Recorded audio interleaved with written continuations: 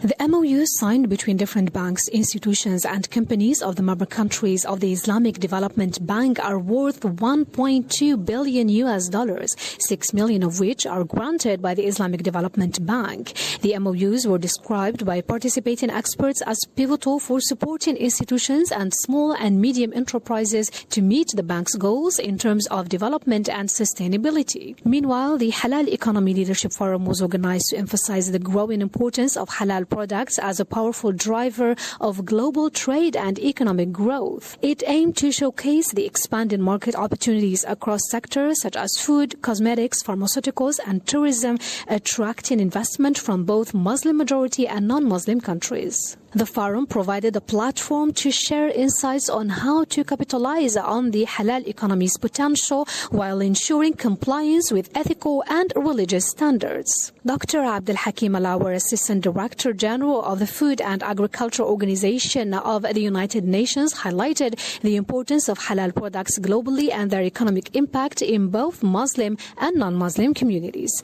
This sector not only represents deeply rooted cultural and religious tradition, but also a vibrant, expanding market that increases issues of food security, international trade, sustainability, and ethical food production.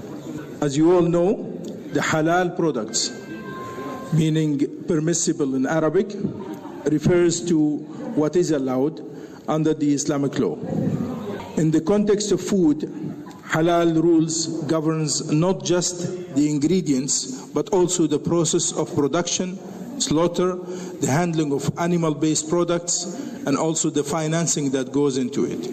Earlier in the morning, a conference was held under the theme A Sovereign Sukuk, a strategic lever for national financing, exploring the growing role of Sukuk in shaping sustainable national development. Discussions focused on the strategic importance of sovereign Sukuk in diversifying funding sources for governments, reducing reliance on conventional debt, and promoting Islamic finance principles.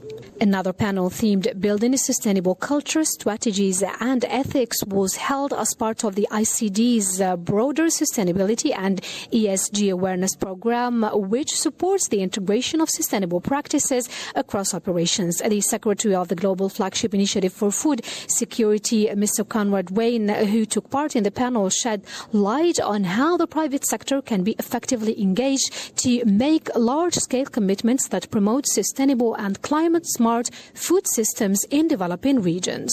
So in general, as you say, the private sector, to mobilize engagement of the private sector is a key pillar of the flagship. And first of all, I don't see this only financially. I see this also, in terms of research, in terms of their expertise on the ground. So at the moment, we have, for example, two big multinationals that are members in the flagship. That's Bayer, a German company, and then PepsiCo from the United States. And we have very specific discussions on projects that we want to do with them. But again, it's not only a financial contribution. It's we're also speaking, for example, with Nestle. Nestle is spending billions on research, and there's a lot of, valuable input I think they can provide. Let's recall that currently a conference on trade facilitation and regional integration is being held as part of the annual meetings of the Islamic Development Bank, to be followed by another one on the 3rd ISDB Group Innovation and Startup Speech Competition.